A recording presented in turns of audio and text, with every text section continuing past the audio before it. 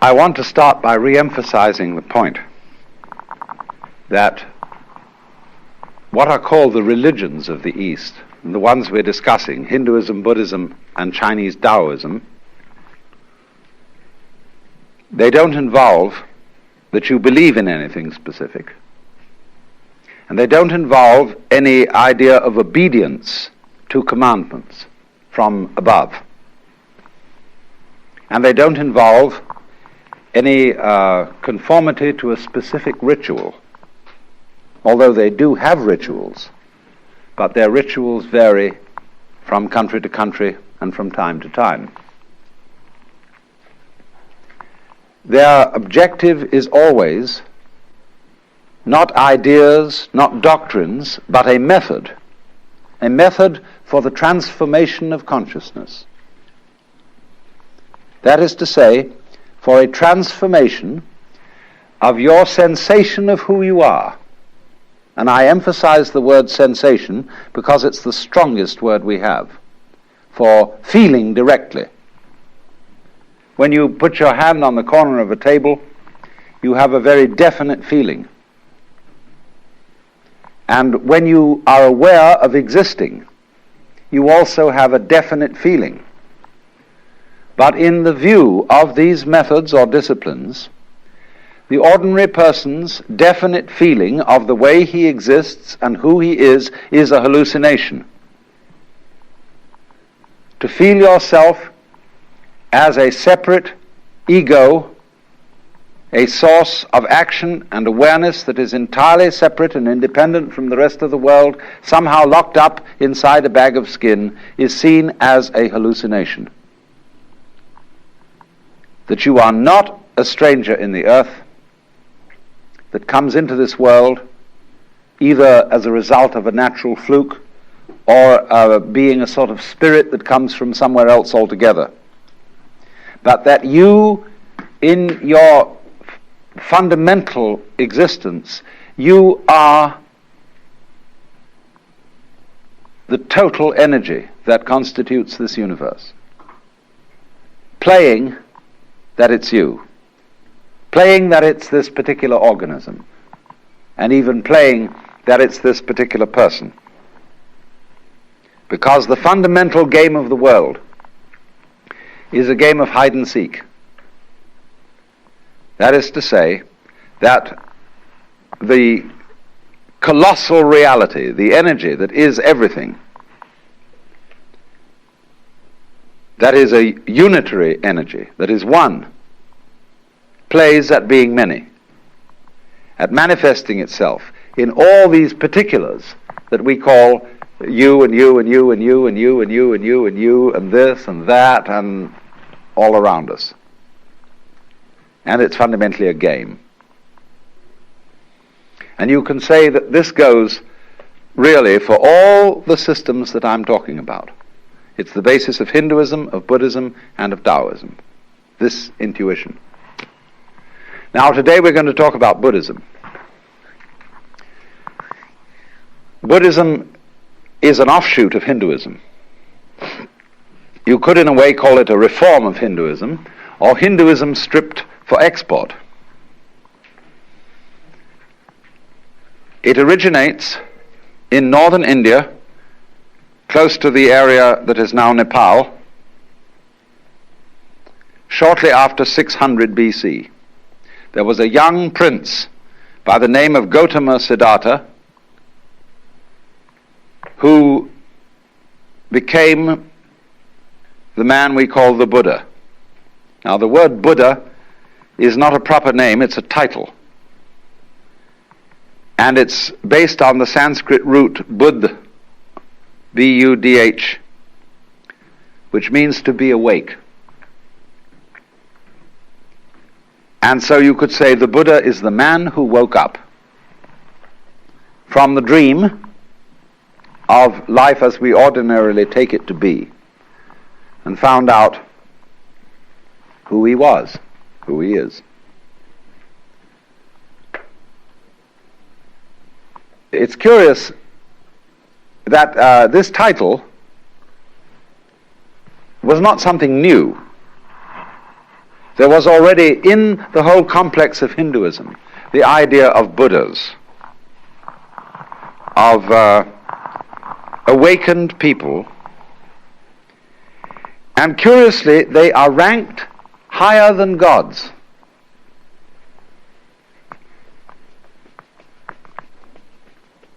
Because in the view of Hinduism, even the gods, or the angels, the devas, are still bound on the wheel of the sort of squirrel cage of going round and round and round in the pursuit of success.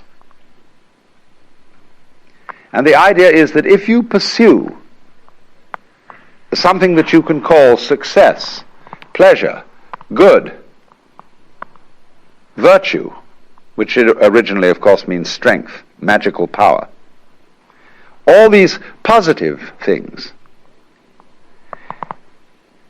you are under illusion, because the positive cannot exist without the negative. To be, you only know what to be is by contrast with not to be. So if we say, now, there is a coin in the left hand, there is no coin in the right. And from this you get the idea of to be and not to be. And you can't have the one without the other. So if you try to pursue, to gain the positive, and to deny, get rid of the negative, it's as if you were trying to arrange everything in this room so that it was all up and nothing was down. You can't do it. You set yourself an absolutely insoluble problem. Because the basis of life is spectrum. I'll consider the spectrum of colors. When you think of a spectrum, in what form do you think of it? Most people think of it as a ribbon, with red at one end and purple at the other. But the spectrum is actually a circle, because purple is the mixture of red and blue. It goes right round. And so in this way, all sensation, all feeling, all experience whatsoever is moving through spectra. You don't only have the spectrum of color, you have a spectrum of sound, you have various complex spectra of texture, of smell, of taste, and you're constantly operating through all the possible variations of experience. And it implies that you can't know one end of the spectrum without also knowing the other. So if you wanted, if say your favorite color is red, and you wanted only red, and you had to exclude, therefore, blue and purple. Without blue and purple, you can't have red. Behind, of course, all the various colors in the spectrum is the white light. And behind everything that we experience, all our various sensations of sound, of color, of shape, of touch, there's the white light.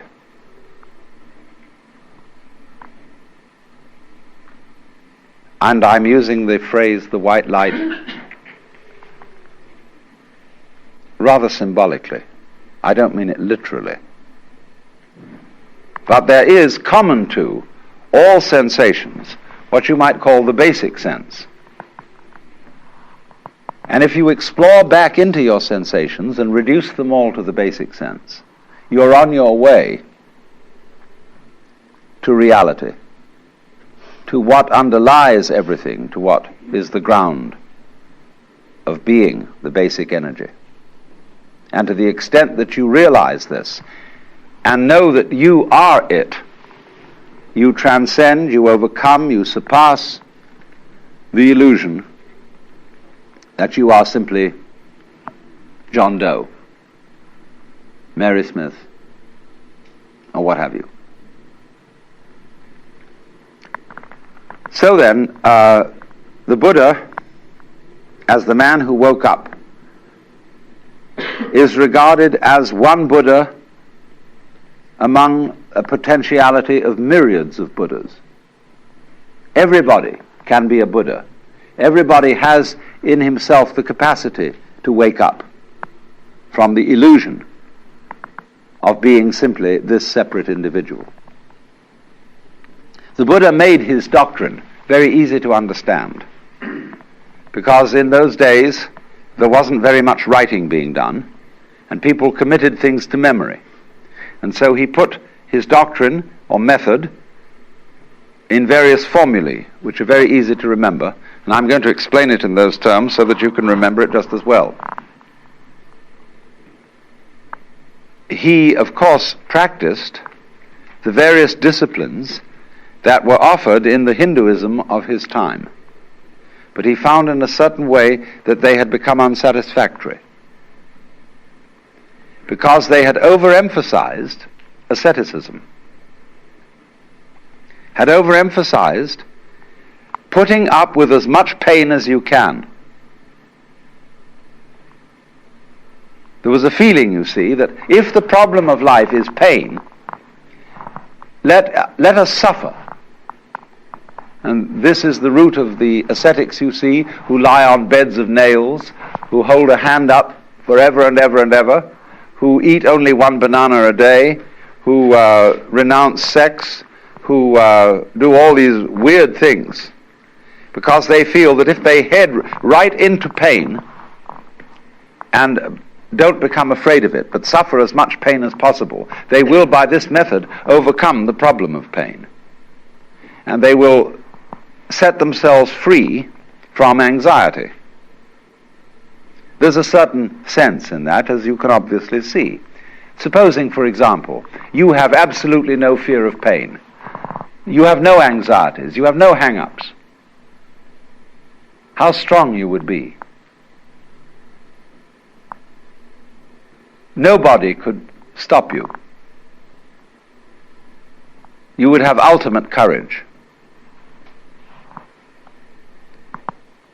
But the Buddha was very subtle. He is really the first historical psychologist, the great psychologist, psychotherapist. He is very subtle, because he saw that a person who is fighting pain, who is trying to get rid of pain, is still really fundamentally afraid of it. And therefore, the way of asceticism is not right. Equally, the way of hedonism, of seeking pleasure, is not right. So the Buddha's doctrine is called the middle way, which is neither ascetic nor hedonistic. So it's summed up in what are called the Four Noble Truths. And the first is called dukkha.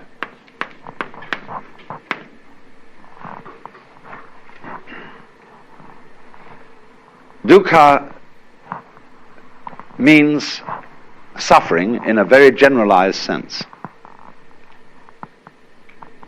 You could call it chronic frustration. And it is saying that life as lived by most people is dukkha. Is an attempt, in other words, to solve insoluble problems. Try to draw a square circle. You can't, because the problem itself is meaningless. Try to arrange the things in this room so that they're all up and none of them down. It is meaningless. Such a problem cannot ever be solved. So try to have light without dark, or dark without light. It can never be solved. So the attempt to solve problems that are basically insoluble, and to work at it through your whole life, that is dukkha. Now, he went on to analyze this, that there are what he called three signs of being. The first is dukkha itself, frustration. The second is anitya. And this means the letter A in Sanskrit at the beginning of a word is often the equivalent of our non. So nitya means permanent. Anitya means impermanent. That every manifestation of life is impermanent. And therefore, our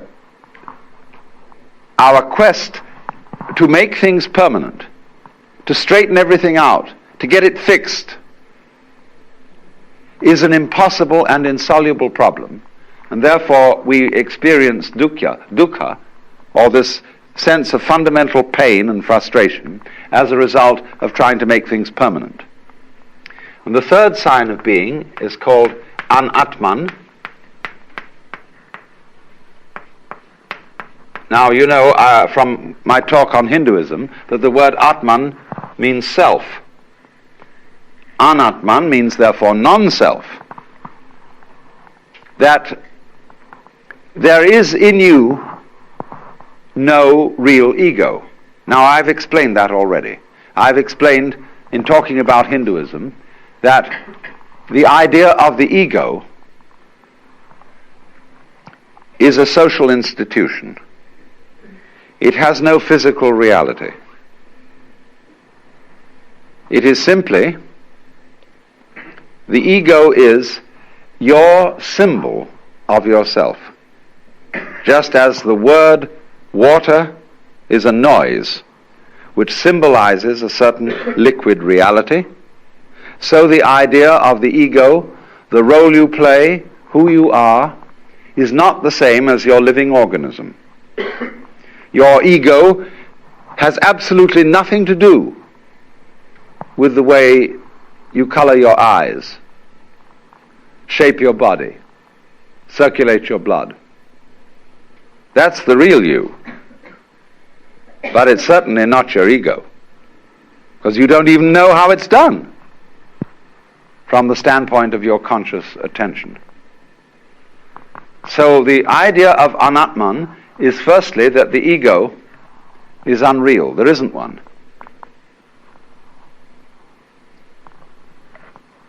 Now then, this then is the first truth. There is this situation that we have dukkha, or frustration, because we are fighting the changingness of things, and because we don't realize that the ego, the I, is unreal.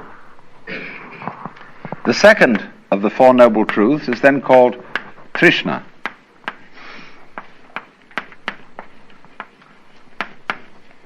Trishna is a Sanskrit word again, and is the root of our word thirst. And it's usually translated desire, but it is better translated clinging, grabbing, or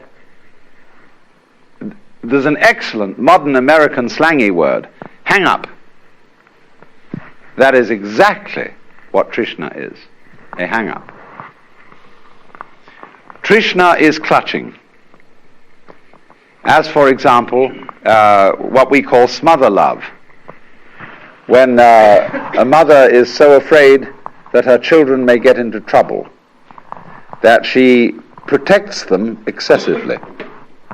And as a result of this, prevents them from growing.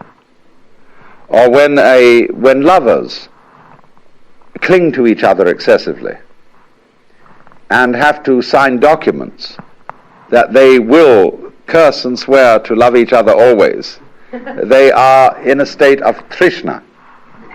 And this is the same thing as holding on to yourself so tightly that you strangle yourself. Now, so the second truth then about Trishna is that the cause of dukkha is Trishna. Clinging is what makes suffering. If you don't recognize that this whole world is a phantasmagoria, an amazing illusion, a weaving of smoke, and you try to hold on to it, you see, then you start suffering. seriously suffering. Trishna is in turn based upon avidya.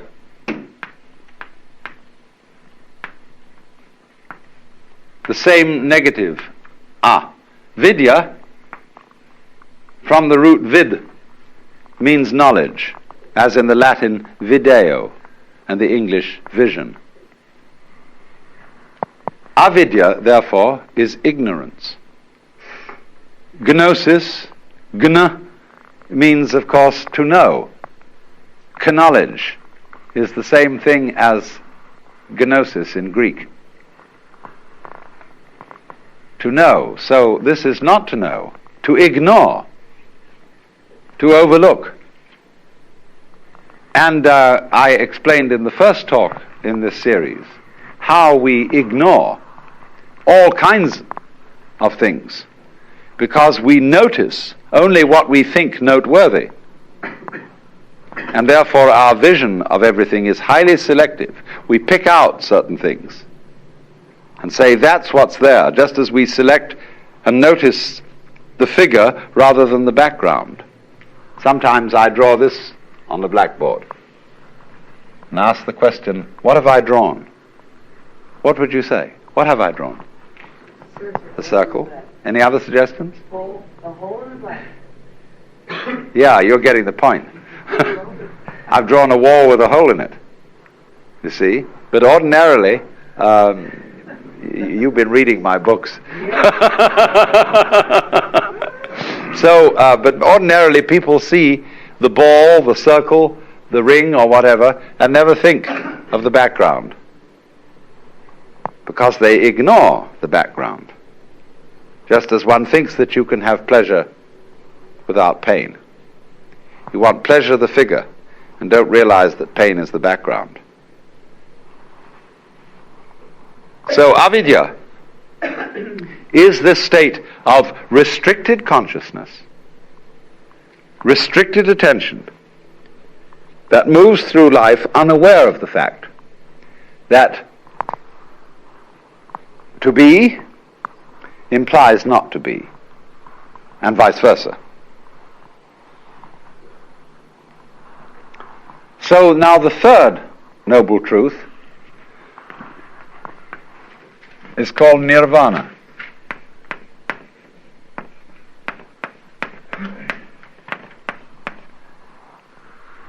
This word means blow out.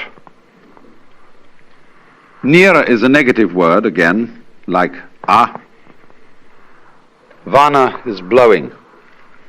So it's a kind of outblowing. Now, in breathing, you know that breath is life. The Greek word, you may pronounce it pneuma or pneuma, is the same as spirit.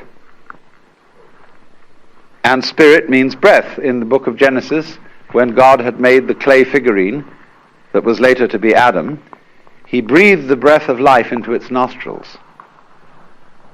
And it became alive, because life is breath. But now, if you hold your breath, you lose it. He that would save his life will lose it. So breathe in, breathe in, breathe in, get as much air as you can, and Trishna, cling, and you lose it. So nirvana means breathe out.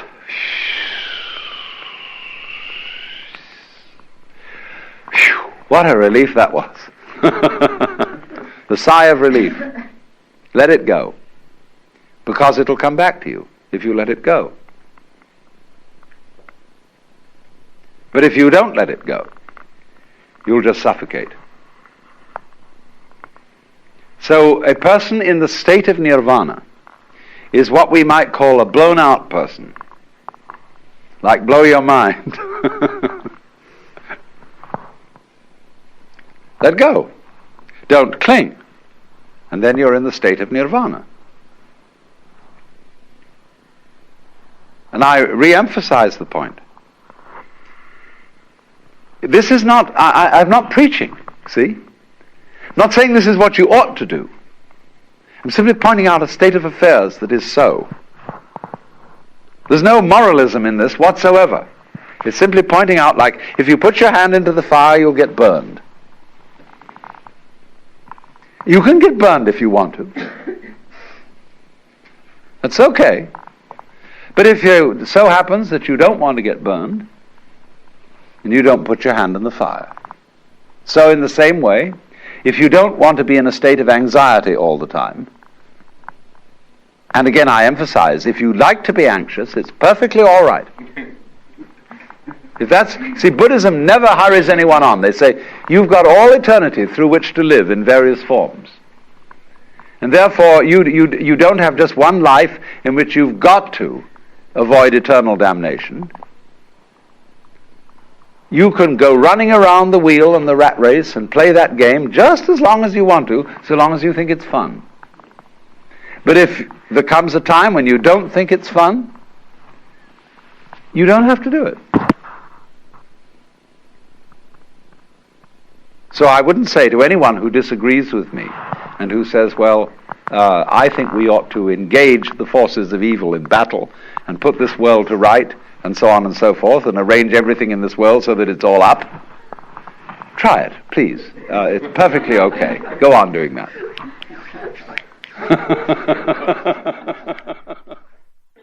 But if you see that it's futile, then you can let go. Don't try to cling. Relax. And if you do that, you're in the state of nirvana. And you become a Buddha. And of course it means that you become a rather astonishing person. You may, of course, be subtle about it and make like you're a very ordinary person so that you don't get people mixed up. And so in Buddhism, the Buddha explained that his doctrine, his method, was a raft. It's sometimes called a yana. The word Y-A-N-A, yana, means a vehicle, a conveyance.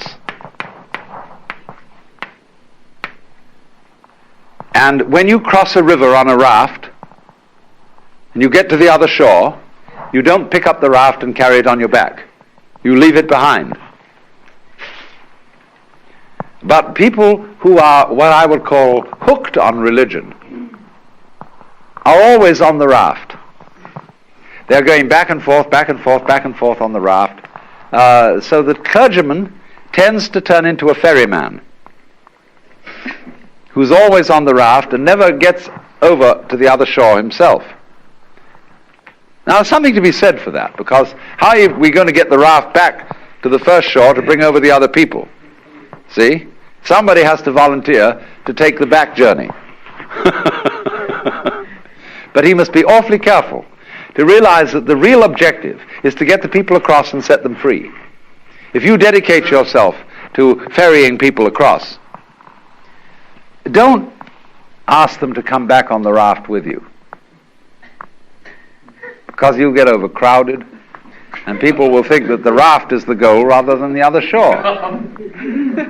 So when I find this in actual practice, that when clergymen do not ever ask for money, and it's all right, like a doctor who simply charges a fee, says, you come to me, you pay me so much. But the clergyman says, he doesn't say pay me so much, he says, we would like your pledge, your voluntary contribution. See, and then nobody knows what to give. That's the idea of the raft.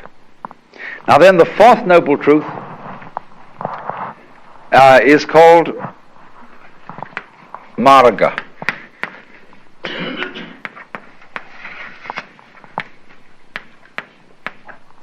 This word means path. And the way of Buddhism is often called the Noble Eightfold Path, because there are 8 phases. I won't say steps, because they're not sequential.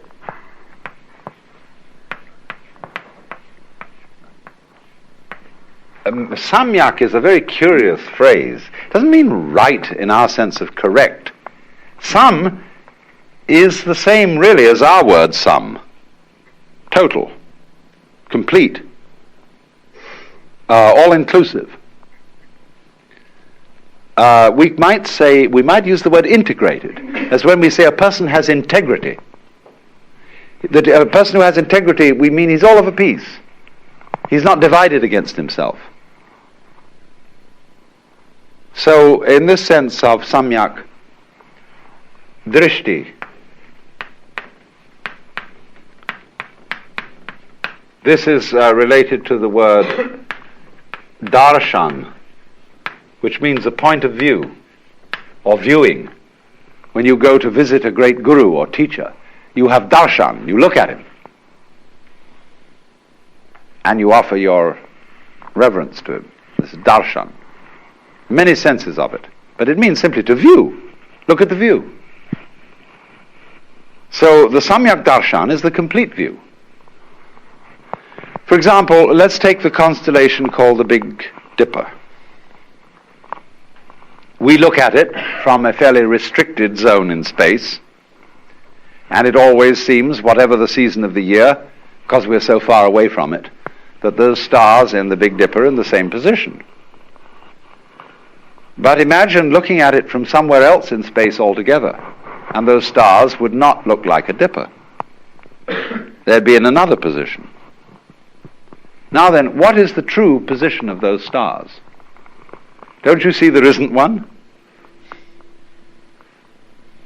Because wherever you look, the position alters. You could say that the true situation of those stars is how they are looked at from all points of view, all possible points of view. Inside the constellation, looking outwards, outside the constellation, looking inwards, from everywhere and everywhere. But you see, there is no such thing as the truth. The world, in other words, is not existing independently of those who witness it. Because the world is precisely the relationship between the world and its witnesses. And so if there are no eyes in this world, the sun doesn't make any light, nor do the stars. So what is a relationship. You can, for example, prop up two sticks by leaning them against each other, and they will stand. But only by depending on each other. Take one away and the other falls. So in Buddhism it is taught that everything in this universe depends on everything else. That we have a kind of a huge network, and this is called the doctrine of mutual interdependence.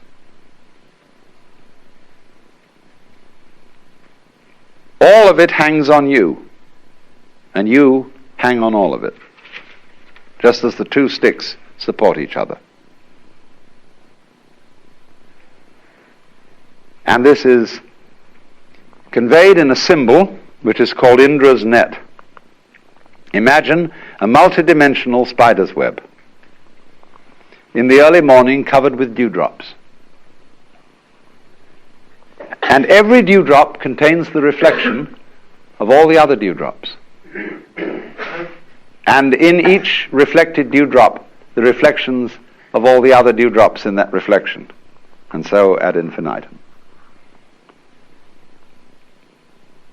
That is the Buddhist conception of the universe in an image. The Japanese call that jiji muge. A ji means a thing event, a happening. So between happening and happening, mu, there is no ge, separation. Jiji muge. Now, so the first phase of the Eightfold Path has to do with one's view understanding of the world. The second phase has to do with action, how you act. Buddhist idea of ethics is based on expediency. If you are engaged in the way of liberation and you want to clarify your consciousness, doing that is inconsistent with certain kinds of action. So every Buddhist makes 5 vows, 5 precepts. And you may perhaps have heard the Buddhist formula of taking what is called Panchasila, the 5 precepts. And they take what are called Tisarana, the 3 refuges, and the 5 precepts. The refuges are the Buddha, the Dharma, the doctrine, and the Sangha, the fellowship of all those who are on the way. So the priest, the bhikkhu, the Buddhist monk, and the lay people will chant the formula. Buddhang saranang gacchami, Dhanghang saranang gacchami, Sanghang saranang gacchami. Those are the 3 refuges, the Buddha, the Dharma, and the Sangha. Then they take the 5 precepts. Panatipata veramani sikapadang samadhiyami. Adinadana veramani sikapadang samadhiyami. Kamesu michachara veramani sikapadang samadhiyami. Musavada veramani sikapadang samadhiyami. Kamesu michahara veramani Sura merya majapamadhatana veramani sikapadam samadhiyami. So they take these 5 precepts. Panatipata. I undertake the precept to abstain from taking life. Adinadana. I undertake the precept to abstain from taking what is not given. Kamesu mityahara. I undertake the precept to abstain from exploiting the passions. Musavada. I undertake the precept to abstain from falsifying speech. Sura merya majapamadhatana. I undertake the precept to abstain from being intoxicated by sura, merya, and majapamadhatana, whatever they were.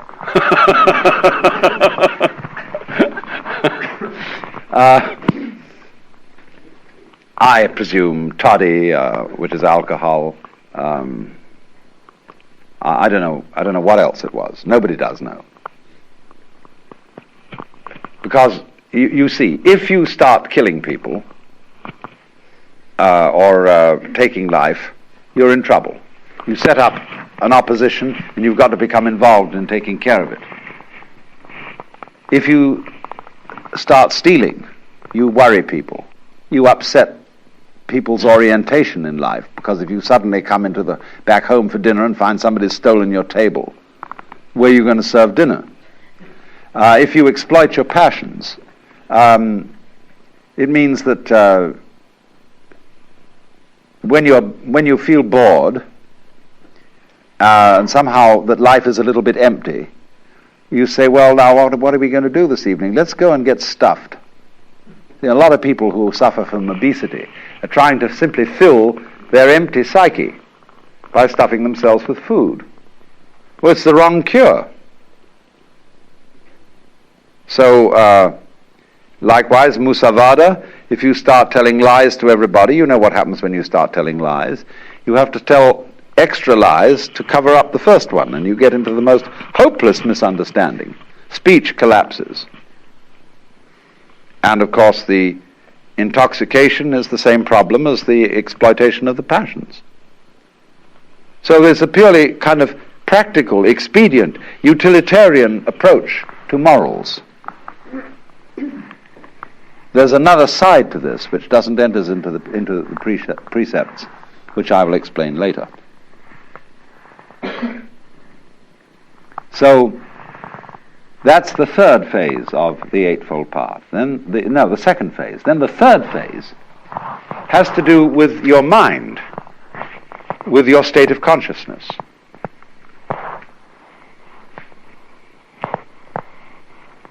And this has to do with what we would ordinarily call meditation.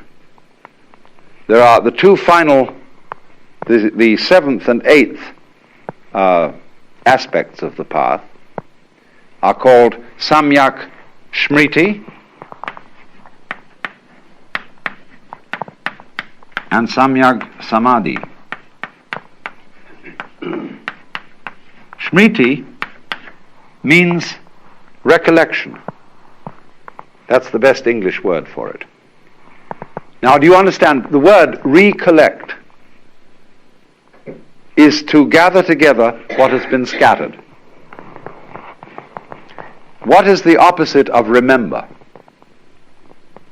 Obviously, dismember.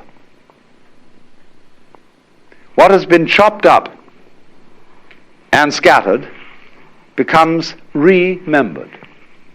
So in the Christian scheme, do this in remembrance of me. You see, the Christ has been sacrificed, chopped up. But the Mass is celebrated in remembrance. One of the old liturgies says the wheat which has been scattered all over the hills and grows up is gathered again into the bread.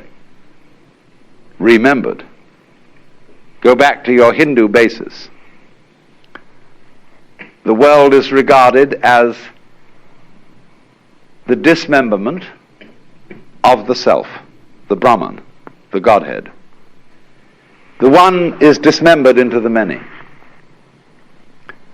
So remembrance is realizing again that each single member of the many is really the one.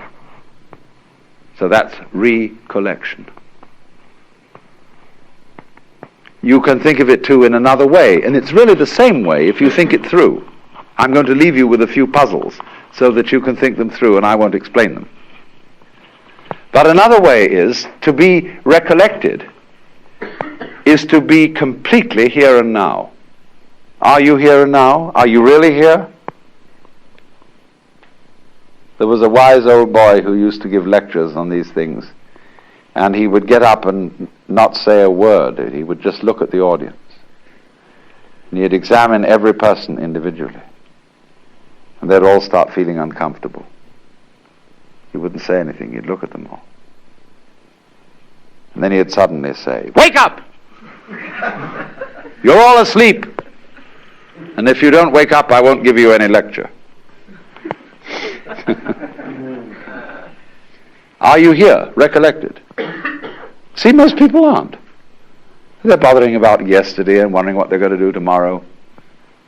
And aren't all here. That's the definition of sanity, to be all there.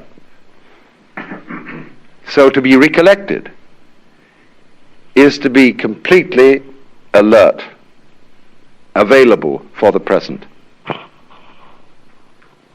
Because that's the only place that you are ever going to be in. Yesterday doesn't exist. Tomorrow never comes. There is only today. A great Sanskrit sort of invocation says, "Look to this day, for it is life." In its brief course lie all the realities of our existence. Yesterday is but a memory. Tomorrow is only a vision. Look well then to this day. Such is the salutation of the dawn. So,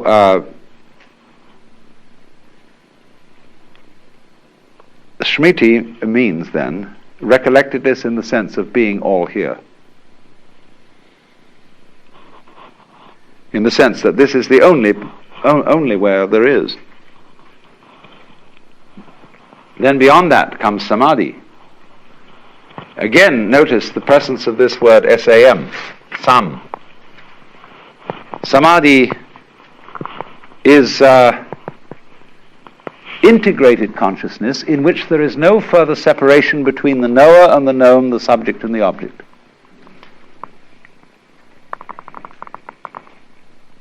You are what you know.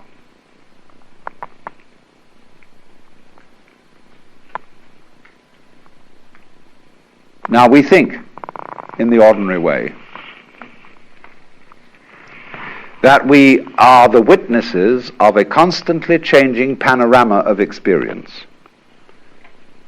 from which we as the knowers of this in a way stand aside and watch it.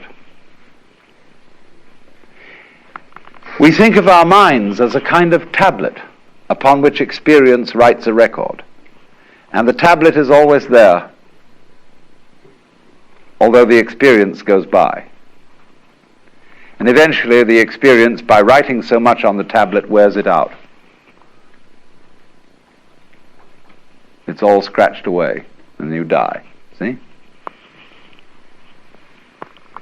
But actually, if you will investigate this, and you have to experiment on this because I cannot explain it to you in words, you can only find it out for yourself. There is no difference between the knower and the known. When you say, I see a sight, I feel a feeling, you are using redundant language. I see implies the sight. I feel implies the feeling. Do you hear sounds? No. You just hear. Or you can say, there are sounds. Either one will do. So you will find, if you thoroughly investigate the process of experiencing, that the experiencing is the same as the experiencer. And this is the state of samadhi. I put it originally in this form, that the organism and the environment are a single behavioral process. So, likewise, is the knower and the known.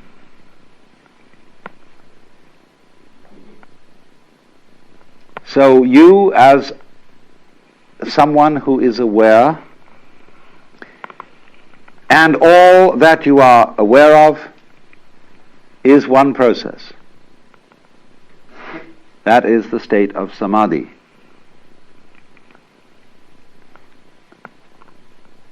And you get to that state by the practice of meditation.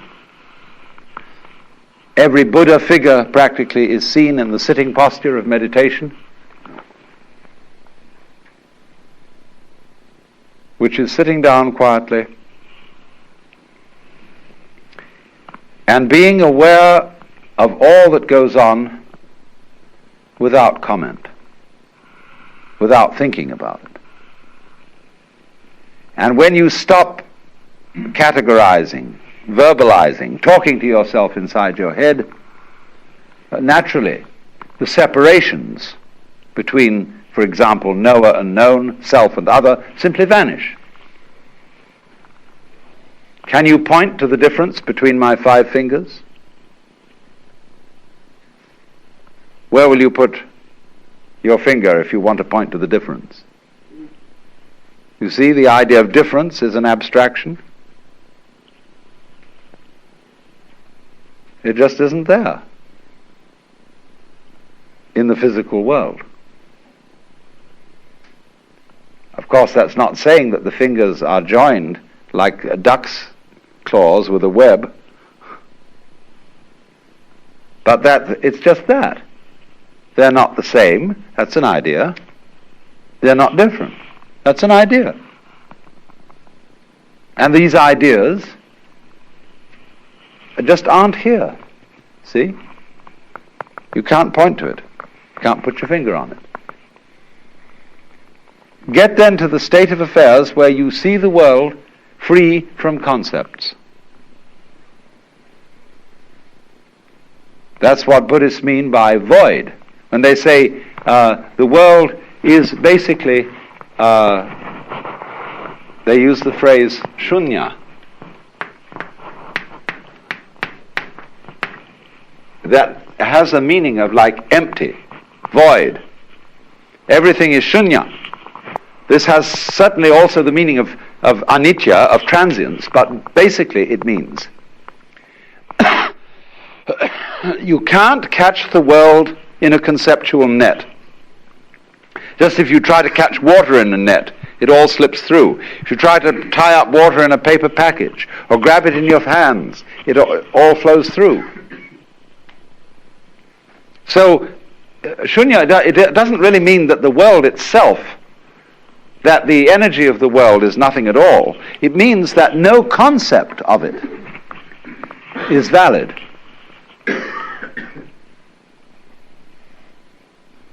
You cannot make any one idea or belief or doctrine or system or theory tie the thing up. So, if you go through this and you get completely blown out and released and are in the state of nirvana,